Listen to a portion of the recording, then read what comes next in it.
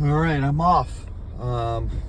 Yeah, you can't see right now from from my camera, but it is so yellow tinted right now, like the world is. It's very, very strange. I think there's gonna be some kind of thunderstorm, or I don't know. I mean, we were getting tornado warnings the other day, but the whole and again, it could just be like smog. One of my guys brought up a good point, saying the smog, like how California can get sometimes, or how Middle East or China, or somewhere with a lot of industrial, and then it carries over, and or there could be a probably more than that, but the fact that it could just be like a fire from somewhere. I mean, we get winds blowing over here all the time from Canada and from the Midwest or California even, again. So it could just be something like that, but it is pretty wild looking, and again, the video doesn't do it any justice, so but yeah, I had a really good talk with my little brother. It was just through text, but he did send me his list, and so I am gonna just go over his top 6, which I'm trying to remember just correctly if everything is on there. I'm trying to think of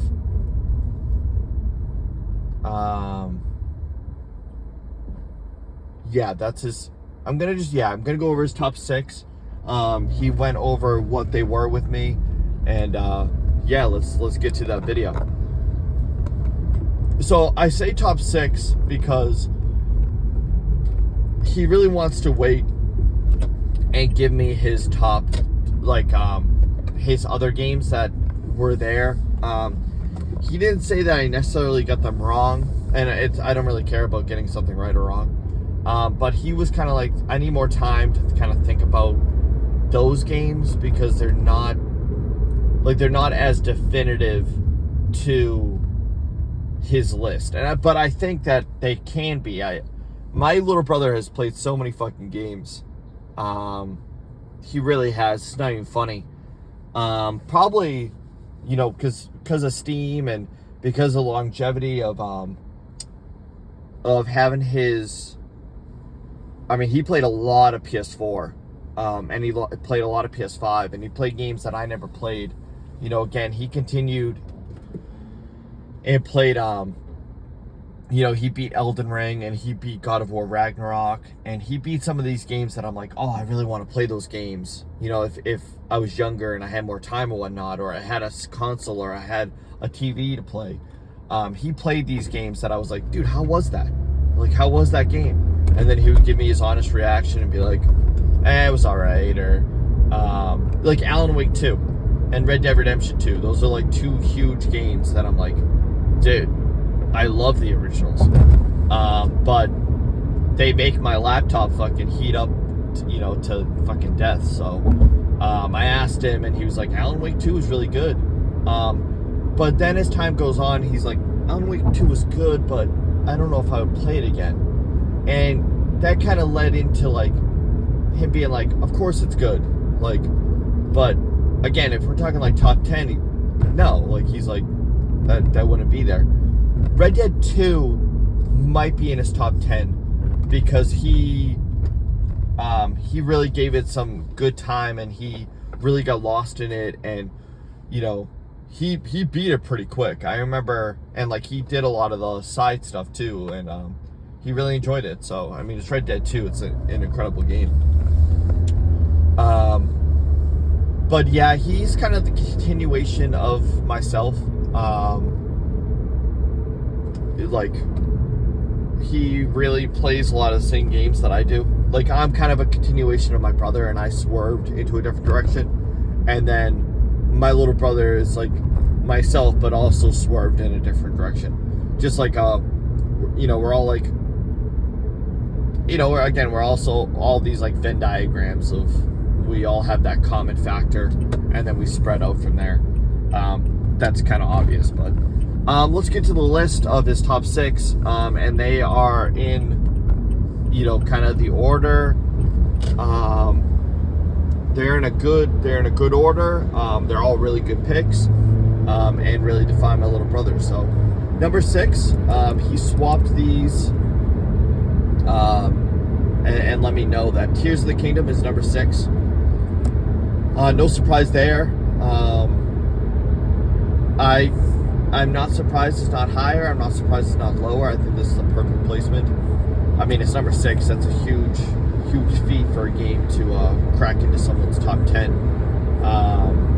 And you don't just give any game time. You could literally just be like, I'm just going to beat the main story and,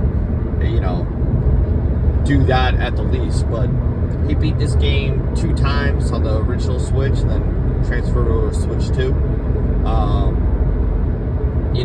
I kept on seeing him play this game, and he picked it up day 1, and I was like, dude, you gotta let me know how that is. Again, another game where I'm like, let me know how that is. And he absolutely loved it. It had some returning cast to it. It had like time travel. It had a really good storyline. It had a good version of Ganondorf. It had the underground, the air. Again, I've never played it, but I a game like that you can't really not know too much about, especially if you go onto any gaming website or are on YouTube for more than 20 minutes. So Tears of the Kingdom, great choice.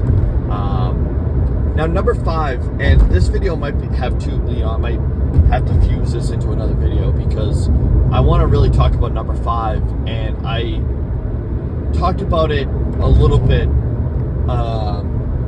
but then we started texting about this game in particular, and I texted my little brother that I think that games kind of peaked at the PS2 era, and it's really carried by the PS2, with the ratio of games being good versus the ratio of games being bad. And I think that people forget that sometimes games will come out, they'll be like maybe 30 really good games a year, and maybe even then some years won't have 30 good games, but in general you'll have like 30 good games a year, and that's like a good year. Probably 50 would be a good, and that seems like a lot, maybe that seems like too little, but if you have a ratio of like 30 to 50 good games a year, it's a pretty good game for a year for gaming. But if you account for how many games are made every year, I don't know the ratio, but I'd probably say like 400 to 500 games, and that's not including the slop and the absolutely shitty games. That's like games that are given some time in development and might include some AAA games as well. But like if you look at the NES era, you're gonna look at probably 15 to 20% of the games were good, and then the rest were just trash. I mean, if I look at my NES games, most of them are trash. Like most of them are just shitty ass games because there wasn't any like rules or structure in any of this. But then there's like the standout games that you remember that everyone's like, oh, I had Duck Hunt, and I had Mario, and I had Zelda, and Excitebike, and Ninja Gaiden, and some of these games that everyone's like, yeah, they're classics. But there's so many games that are just complete shit, and like that's where we get E.T. in the trash, and we get these games that are just like, what the fuck was that? Like, what was that?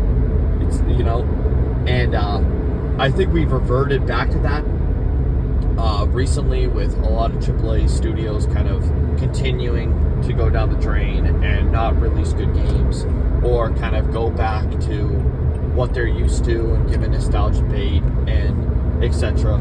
It's just, again, it's not too many good games, and the good games can be absolutely astounding. Again, in the recent years, Unicorn Overlord's come out, and Chained Echoes has come out, and Xenoblade 3, and I mean, I can keep on listing incredible games that have come out, but to pair that, there's just so much trash. So at number 5 for my little brother, it's Bloodborne, and I think for him, and I think for the most part, this was kind of the downturn of Sony, with, and they had a couple good years after that, and they've released some good games.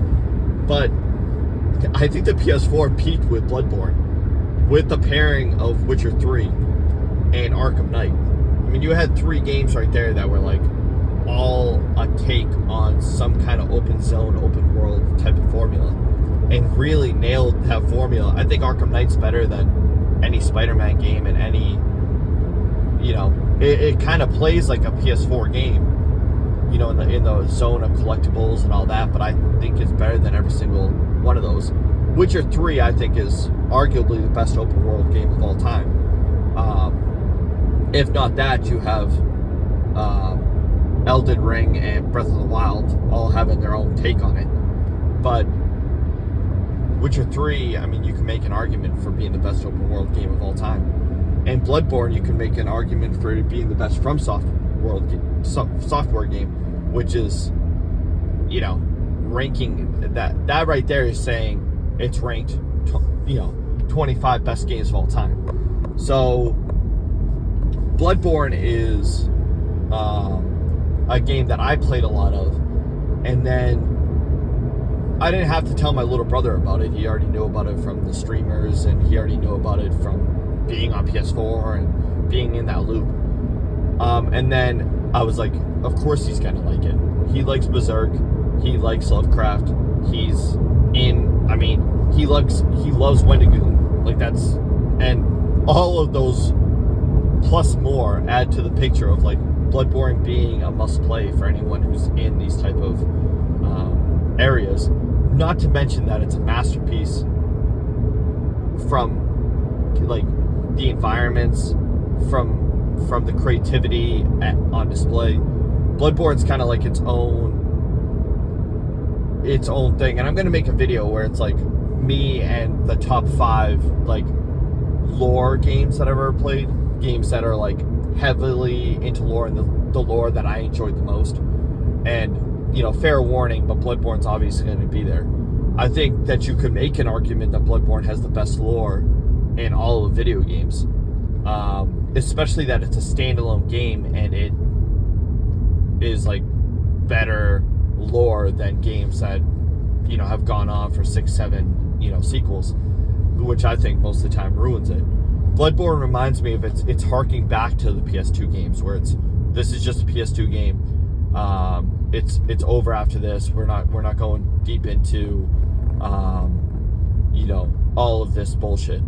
And obviously it took a lot from Ico and Shadow of the Colossus, like, where it's trying to show, not tell, and I'm beating a dead horse because Bloodborne's lore has been, carved into, stone at this point. Everyone knows it. It seems like it's ancient lore, and it's just a testament to how good Bloodborne is.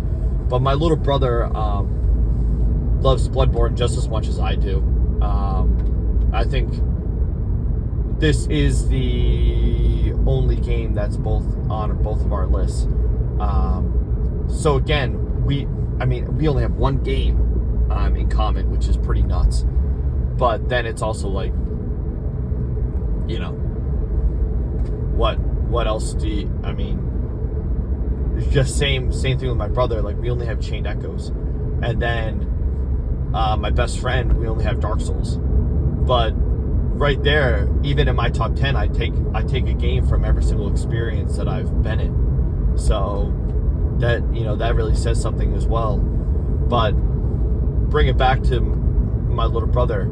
I saw his excitement when he picked up the controller after I had to leave the room. Like, I started Bloodborne up at his house, and I left the room, and I was like, dude, you gotta take over. And then he started playing, and it was like, it was just like so much fun to watch him, because he was just so into it. Like, he was just playing the shit out of it, and it was really cool to watch. Like, genuinely, it was, because he just loved Bloodborne, and he was doing like this, the early, part where you get kind of the yellow Or no, I think you just get the old hunter, or not old hunter, but you get like a hunter garb that you have to get like when you fight the beast guys with the kind of like toothpick like spear weapons, and then you fight the rats and the birds on the lower level, like you're kind of in the rafters, and he was doing that, and I was like, oh dude, great strategy, man. And he was parrying everyone. I was like, oh cool, man. Like, yeah, I really like watching this. So he's just this is a fucking great pick for his number 5, and I think a very a game that will be a game that crafts his later opinions, and especially it will craft his idealism of games moving forward. Like it's a defining game for him, and I don't know if I see it going higher just because his top 4 is pretty concrete. But it will either switch. It will be like 5, 4, and 3 will kind of switch around, while 2 and 1 are kind of like games that he played obsessively. Plus, like he absolutely, like it was not only obsessively, but it's something that like carved his gaming world, which is, I mean, my little brother's a bigger gamer than I am at this point, and he's played so many games. So again, defining era for him was kind of past the 360, in my opinion. I think my little brother really formed a lot of his opinions off the Switch and the PS4. That's like when he was 10, 11, 12, and that's kind of the most important time that you're playing a game, to define kind of what your likes are. But again, I didn't find some of my likes until I was much later in life. So again, sometimes it's too early to show someone a game, and sometimes it's too late to show someone a game. You have to find that sweet spot. That's why like games are purely based off timing, likes. I mean, there's so many things that go into if you like a game or not. But I will get back to this video when I come back.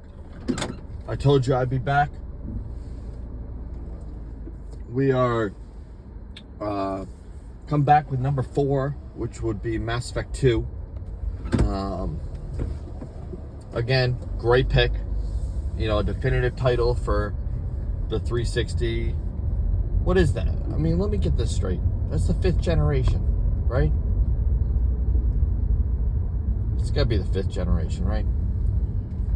1, 2, 3, 4, 5. It's gotta be the 5th generation. So within that 5th generation, you had some heavy hitters, but one that's really stood the test of time, and really because of its writing and its pace and its character development and structure of the story, it just really stood the test of time. I think if you put this as the story game, you got Portal in there for kind of the standard of just having a ridiculously good gameplay, and then Dark Souls as well. I think you got a trifecta of games right there that will go on and define. I think those 3 games help define the games that come after it, and honestly, perfect games that studio sometimes has a hard time following up with. But my brother absolutely loved Mass Effect 2. He loved Garrus. He loved he loved the whole cast there, and I totally understand why. I mean, you have a phenomenal game that has not only stood the test of time, but it's pretty crazy that my brother, Chin didn't play until years later after its release. Gave it a try, especially after kind of Mass Effect 1, which is a little bit more dated, and then absolutely ran with this game. And I said in a previous video, he wanted to live in this world, so doesn't want to live in Bloodborne, I can guarantee that. But Mass Effect 2 seemed like a absolutely beautiful landscape with planets and space and galaxies and spanning, you know, thousands of years in its storyline basis, if not millions. I'm not too common with the storyline, but yeah, I mean, Mass Effect 2, seeing it on not only Chin's list but my older brother's list as well, really makes it shine kind of even more in this template of like time and everything like that. It's an absolutely wonderful game. Great pick from Chin, and we're gonna be moving on to number 3, which I will just delay for 1 second as I come into the gas station real quick. So 1 second. All right, here we go. I told you I'd be back. Number 3 for Chin is Kingdom Hearts 2. Again, just like myself, I don't know if I have any games that are on my top 10 that came out before I was born, but I don't think I lived in like an era really where that was as much of a possibility as Chin. I think he kind of came out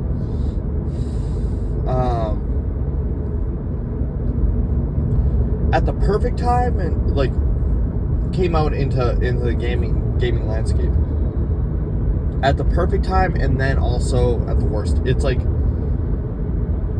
it's right in between, because I had to say that the Switch is probably the best console I've ever played. I made that kind of known as far as my opinions go, because it just has the best of both worlds. It's the old and the new. I'm also a huge fan of the PS Vita. Again, old and new. Those are probably my 2 favorite like handhelds, and now I'm just a handheld gamer, so it goes pretty far. But then you also have kind of, take it out of that, you have kind of a lot less mystery that goes into games now, with people who just, hey, here are all the secrets, here's everything that you need to know, which is not the best. You know, it kind of gets rid of that mystery. But you could also play more games than ever, etc. But Kingdom Hearts 2 kind of came out again during the PS2 era, which just kept on. It was just masterpiece after masterpiece, and kind of in hindsight, even though the PS1 probably has all my favorite games on it, I would probably give it up to the PS2 for being the best console of all time. For not only how much it sold, which is ridiculous, but how many good games came out. It had that factor of, you know, playing with your friends with 4-player. It had, you know, a middling online, but also at the precipice where, you know, you had to have a lot of communication and everything like that. And I just think that its titles, I don't know if you could get an accurate review score of everything, but it released a lot of games, and a lot of them weren't good, but a lot of them, I mean, I could continue on and on about the games that the PS2 released, but I would say the amount of good games that it released overshadows, you know, probably every single console. And Kingdom Hearts 2, you know, is right up there in some of the best, you know, at least top 50, which is ridiculous if Kingdom Hearts 2 isn't even in the top 10. But I think that Kingdom Hearts 2 is a standout game.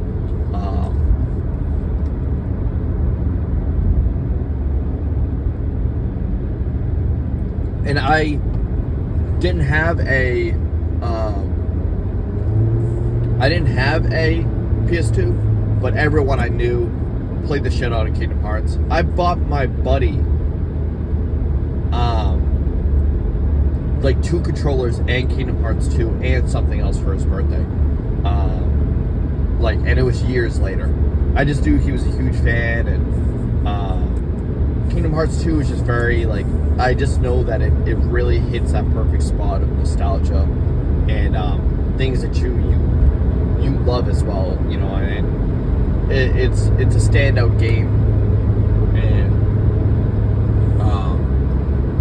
my little brother played 1, 2, and 3, and then he replayed them later on, and I think this is a game that he's always going to be going back to. He played the beginning, like he's like, I could just sweep through the beginning, and that's always a telltale sign that someone's played a game to death, and my little brother definitely has done that. So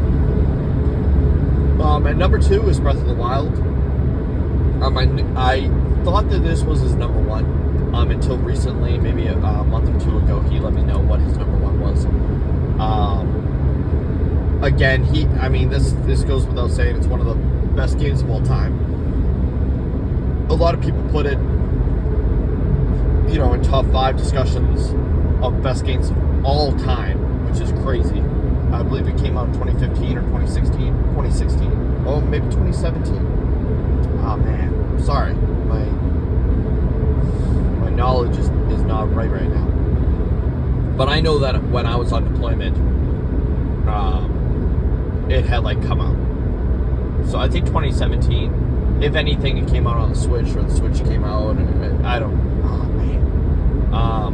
But yeah, my little brother played the fucking shit out of this game, and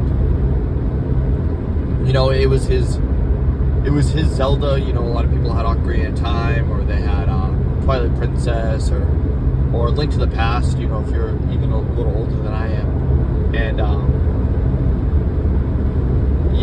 this is one of the, to me, it's one of the big 3. I always say Link to the Past, Ocarina of Time, and Breath of the Wild. All the other in-betweens are, I think they're all like, oh, that's my favorite, or this one's my favorite. But I think if you're looking at changing the genre and changing the gaming landscape, those 3 each change the gaming landscape.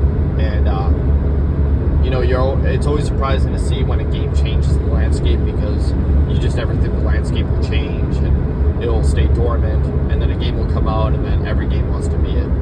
And he got this with his Switch, he played it religiously, did every single thing that he could. Ended up getting on the Switch too, playing it again on that console with 60 FPS. Yeah, this goes without saying. An easy placement for number 2. Came to no surprise that I guessed it correct. It was either going to be 2 or 3, and yeah, I figured it was a little bit higher than Kingdom Hearts 2, just because it plays a little bit better, and I think storyline can go beat to beat with Kingdom Hearts 2, and every single thing can go beat to beat with any game that you place it next to. So yeah, easy pick. Number 1, my apologies, is Destiny and Destiny 2. Not only do you have kind of Chin wrapped into the sci-fi, you have Chin wrapped into the multiplayer. You have him wrapped around with the aesthetic, and again, I think his favorite character in fiction comes from Destiny as well. So, when he learned that the servers were being shut down, he gave me a call and he's like, "Hey, I know what my number 1 is," and he's like, I got emotional just because Destiny was such a big part of his foundation, get him through a hard time, and also just gave him hours and hours of countless fun that I don't think is degraded in any way.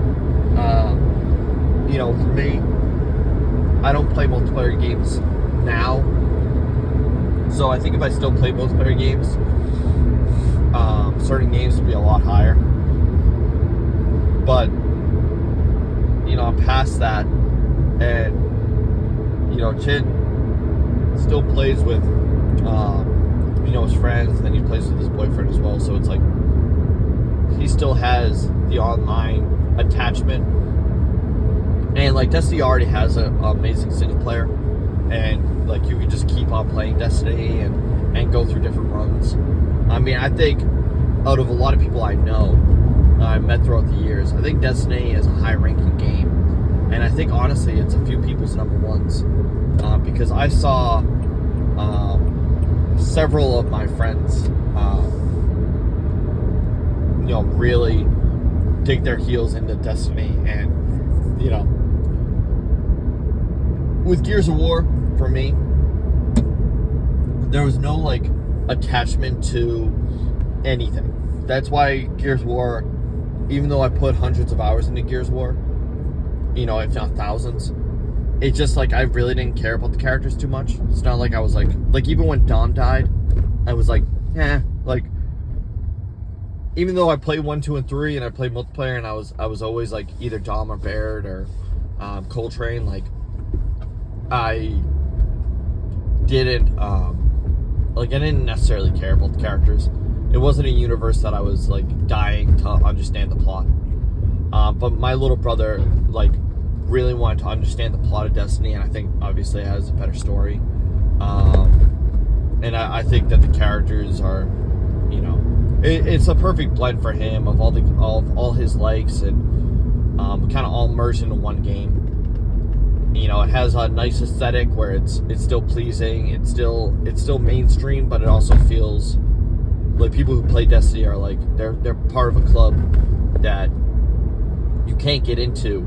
And that's not always good for games, but I feel like Destiny's hey, you got to put at least 200 hours in order to be part of the club. It's not a club that you could just be into, because this game takes some kind of time to learn and time to understand, and without that, you can't really gather an opinion on it. So my little brother has put hundreds, if not thousands, hours in between the two of them. I remember when he was playing Destiny 2, and he'd be playing other games too, Elder Scrolls Online or something else, and they always itched a little bit, but Destiny was the game that was he was just dude, check out this armor, check out this gun, and dude, look at what you could do in Destiny 2. And I was dude, you fucking love this game. You love the hub world, you love everything that's attached to it, you love the characters, you love the guns, you love the gameplay. And I don't even know fully how immersed you could get into Destiny, but obviously it's kept many people I know engaged throughout the first and second one. So great choice. Again, he let me know how the games were going and what his top 6 were. They're rearranged a little different than I put them up, but I think all in all, it's just an amazing list, and really sums up, because again, my little brother is huge into games, so it's when you have a top list with how many games he's played, it's a pretty set list that is very good. It's so funny looking at my brothers, both my brothers' favorites and my best friend's favorites, and seeing what games are put on. And a lot of the times, you can have, and it's so funny because a lot of lists I used to watch, they usually would always have a lot of the same games. A lot of them would have Elden Ring, a lot of them would have God of War 2018, Last of Us, Skyrim, and even though we all pick games that are kind of common denominators, I'm trying to think of the most. I have Xenoblade in mind, I have Symphony of the Night in mind, I have Dark Souls in mind, Bloodborne. I have a lot of mainstream games that are also going to be found on other people's lists. But even a top 10, people are going to say GTA 5, they're going to say Ocarina of Time, they're going to say Chrono Trigger, they're going to say, oh my god, Final Fantasy X, Final Fantasy 7, Metal Gear Solid, Red Dead Redemption 2. You have a lot of games that will pop up in a lot of these top 10 lists, but there's so many games you could pick for your top 10. And again, hitting some of my games on my list. Final Fantasy Tactics, that's a huge one. Xenogears and Planescape, I don't think have you know, that engagement from as many people. And that's not to say they're a bad game or it's too esoteric for people. I just think that it's a little bit under the gravel, that a lot of games will overshadow it. But even with my little brothers, like, you know, Kingdom Hearts 2, as the years go by, I think it's going to lose more and more traction, just because you're going to have flashier versions of these games, and people are going to be like, I'm not going to go back to a game that's like basic like that. So I think even Skyrim will lose a lot of its luster as the years go by, and it will be a game that will be remembered in different ways. But yeah, I love making these lists. Shin has a great top 6, you know, and everyone has, you know, just they all genuinely have good lists. I love seeing people's lists and talking about them, because I've seen how much they've affected, you know, my friends and family. So I'm back to work as always. I appreciate you guys, and I will see you next time.